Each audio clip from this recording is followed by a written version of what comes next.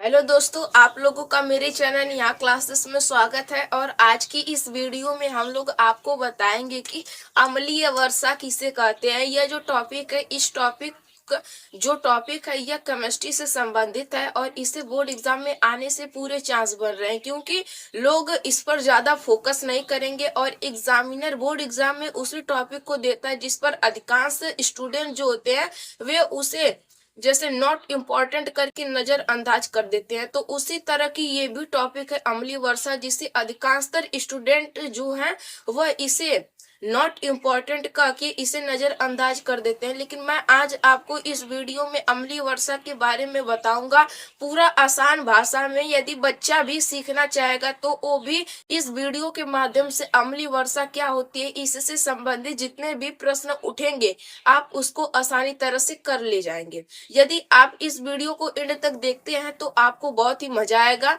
यदि आप हमारे चैनल यहाँ क्लासेस पर नए हैं तो वीडियो को लाइक करना मत भूलिएगा और चैनल को जरूर से जरूर सब्सक्राइब कर दीजिएगा। चलिए दोस्तों, हम लोग बिना किसी देर के सीधे वीडियो को शुरू करते हैं। आज की जो हमारी टॉपिक है उसका नाम है अम्लीय वर्षा, एसिडिक रेन।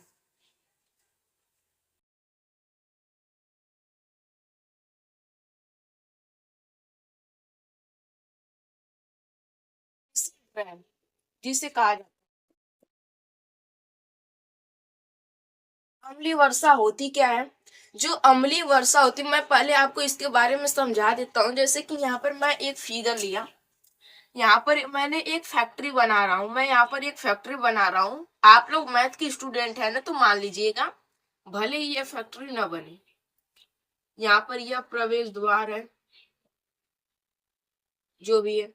फिर हमने यहाँ से एक चिमनी निकाल दी और इससे यहाँ से बहुत सारा मात्रा में इस कारखाने से निकला हुआ जो धुआं है, काफी ज्यादा जो हानिकारक है, वह वायुमंडल में जा रहा है और बादल के रूप में क्या हो जा रहा है, इकट्ठा हो जा रहा है। मैं आपको पहले समझा रहा हूँ कॉन्सेप्ट। कॉन्सेप्ट यहाँ पर आप लोग फोकस करिए कॉन्सेप्ट पर। फिर यदि आप कॉन्सेप्ट को समझ जाते हैं तो इससे जो भी प्रश्न आएंगे आप उसको चुटकियों में कर ले जाएंगे। जो मेन टॉपिक होती है वो होती है कॉन्सेप्ट। कॉन्सेप्ट यदि आप समझ गए तो उससे उठने वाले हर एक प्रश्न का आप उत्तर सही दे पाएंगे, यदि आपका कॉन्सेप्ट क्लियर है तो। वैसे भी 2026 का जो पेपर आएगा वो कॉन्सेप्ट बेस्ड क्वेश्चन होगा, यानी जो बच्चा कॉन्सेप्ट से पढ़ा होगा वही बच्चा उसको पूरा सॉल्व कर पाएगा, अन्यथा वह बहुत ही बुरी तरह से फेल भी हो सकता है। फेल होने का मतलब है कि उसका जो परसेंटेज है वो काफी अच्छा नहीं हो पाएगा। पास होने के लिए तो कक्षा 10 यानी हाई स्कूल में सभी लोग हो जाते हैं, लेकिन अच्छे मार्क्स से पास होना काफी ज्यादा बेहतर होगा आपके लिए, क्योंकि आगे आने वाले समय में ना लोग आपके कक्षा 10 के रिजल्ट के हिसाब से ही आपकी औकात का पता लगा लेंगे। कि पहले यदि आप किसी भी यदि क्षेत्र में सेक्टर में जाते हैं तो पहले आपसे कोई भी लड़का पूछेगा या फिर कोई भी कर्मचारी होगा, वह आपसे यही पूछेगा कि भैया, या फिर जो भी बोले कि आपका 10 में कितना परसेंटेज आया था, उसके हिसाब से आपको वह इज्जत देगा। तो इसलिए आपको इज्जत पाना है तो कक्षा 10 का जो सिलेबस है इसे अच्छी तरह से पढ़िए और बोर्ड एग्जाम में फोड़ कर आइए और 95% लेकर आइए, ताकि आपको कोई अपने रिजल्ट से अपमानित ना करे। आप गर्व से बोलिए कि नहीं, मेरा 91%, 95% यूपी टॉपर में नाम आया था, 10वीं स्थान आई थी, 9वीं पहली स्थान आई थी। देखिए यहाँ से जो धुआं निकलेगा वह बादल में जाकर क्या हो जाएगा, इकट्ठा हो जाएगा।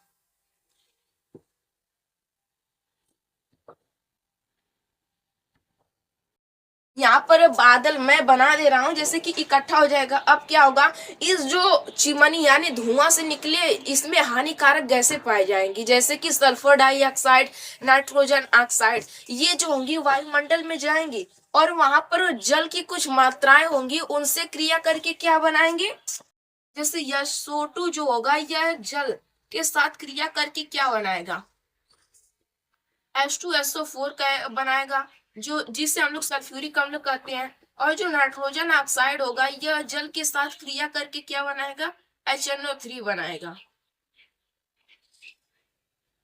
जिसे हम लोग नाइट्रिक अम्ल कहते हैं। ये जो दोनों अम्ल होते हैं ये काफी ज्यादा क्या होते हैं, हमारे लिए हानिकारक होते हैं।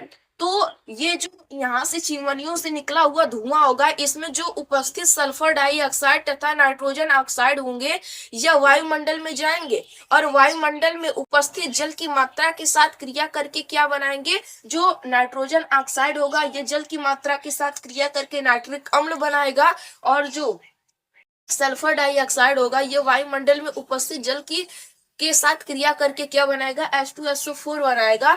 और ये जब पृथ्वी पर गिरते हैं तो इन्हें हम लोग क्या करते हैं, अम्लीय वर्षा कहते हैं। और अम्लीय वर्षा के कारण जो खेतों की जो उर्वरा शक्ति होती है, यानी जहां पर कोई खेत है वहां पर फसल यदि अधिक मात्रा में उत्पादित हो रहा है तो उस अम्लीय वर्षा के कारण क्या होगा कि उसकी उर्वरा शक्ति घट जाएगी, यानी उपज करने की जो शक्ति होगी वह दिन प्रतिदिन क्या होगी, कम होते चली जाएगी। और एक ऐसा समय आएगा कि उस खेत यानी जो हम खेती करते थे जिस खेत पर, वह बंजर के कगार पर आ जाएगी और उस पर कोई भी फसल नहीं उगाया जाएगा। फिर क्या होगा, इसका कारण जो ताजमहल है उस पर आप लोग देखते होंगे कि चकता चकता सफेद नुमा संरचना बन जाती है। जब इस प्रकार की अम्लीय वर्षा होती है ना तो वह उसको गला देती है, यानी एकदम पूरा नष्ट करने की कगार पर ला देती है। तो इसके कारण बहुत सारे हानि हमें देखने को मिलते हैं। यदि यह किसी व्यक्ति के शरीर पर पड़ जाए तो उसे भी उसका भी इस पर बहुत ही बुरा प्रभाव पड़ता है, यानी उसको कैंसर भी हो सकते हैं और भी अधिक मात्रा में रोग उत्पन्न हो सकते हैं उस व्यक्ति के शरीर में यदि अम्लीय वर्षा उसके शरीर पर पड़ती है। तो चलिए हमने आपको कॉन्सेप्ट बता दिया कि किस तरह से आपको लिखना है और कहाँ से ये चीजें उत्पन्न होती हैं, कहाँ से होती है। मैंने आप सब चीज को कॉन्सेप्ट बेस्ड पढ़ा दिया है। अब मैं जा रहा हूँ लिखने।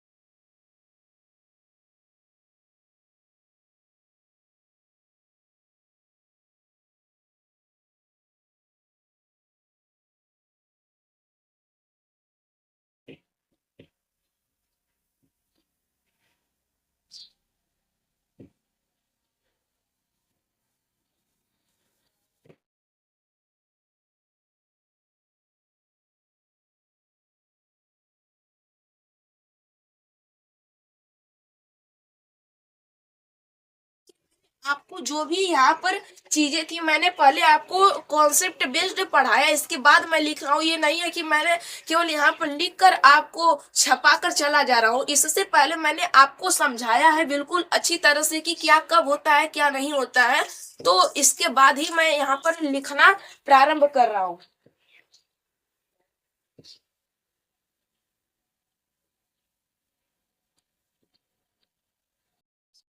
और यह लिख कर ले लीजिए, यह जो टॉपिक है काफी ज्यादा इम्पोर्टेंट है और 2026 के किसी न किसी सेट में आपको देखने को मिलेगी।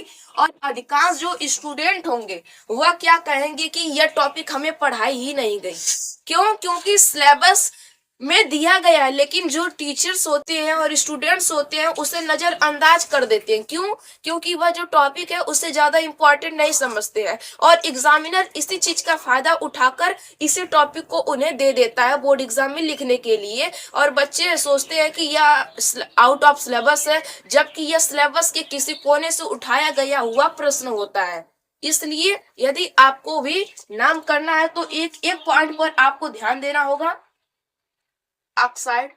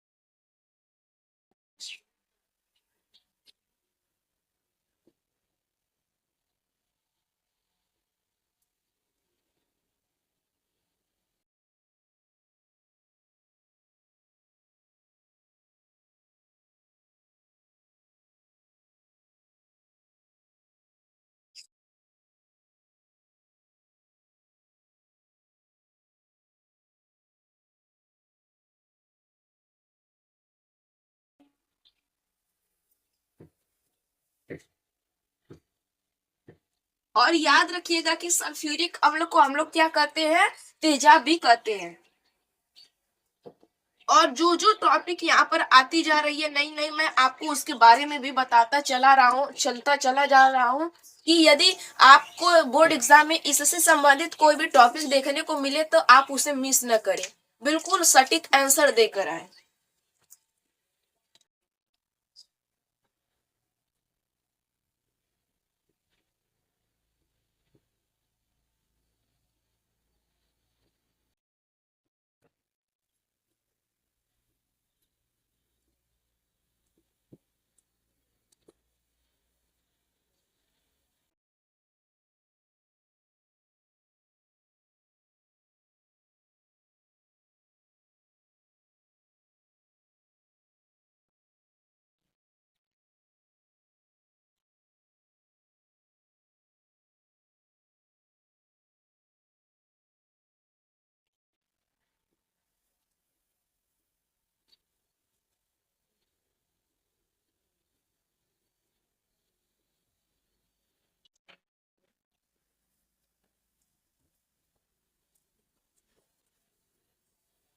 तो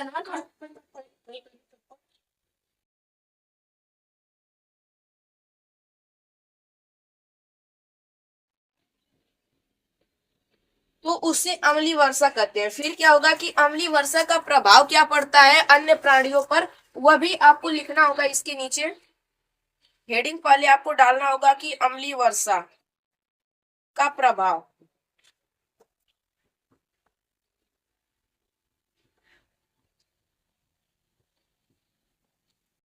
आपने पढ़ा था इसमें नहीं?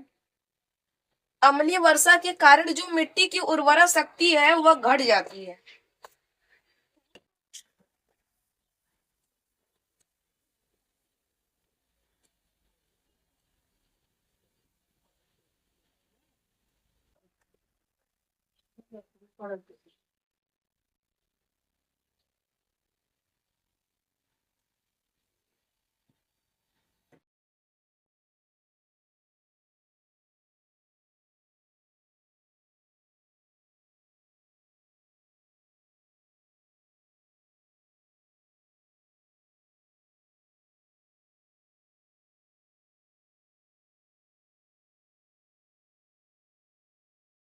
यदि आप इसके अंतर्गत और भी इसके प्रभाव को लिखना चाहते हैं तो आप लिख सकते हैं, लेकिन एक ज्यादा, जैसे कि यह इसका मुख्य कारण है, आप चाहते हैं तो इसका लिख सकते हैं कि इसका जो प्रभाव है वह हम जैसे प्राणियों पर भी बहुत ही बुरा प्रभाव पड़ता है और संगमरमर से बनी चीजों पर भी इसका बहुत ही बुरा प्रभाव पड़ता है। यदि आप बोर्ड एग्जाम में इस तरह से लिखते हैं तो आपको पूरा में से पूरा नंबर मिलेगा।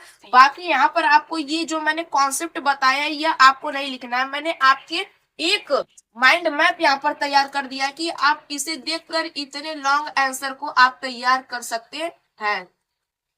चुटकियों में आपके लिए हो जाएगा और किसी न किसी सेट में आपको 2026 के बोर्ड एग्जाम में यह आपको देखने को मिलेगा। मैंने आपको रीजन भी बता दिया है। चलिए दोस्तों, आज की सेशन को यहाँ पर एंड करते हैं और मिलते हैं किसी अगली वीडियो में नए टॉपिक के साथ।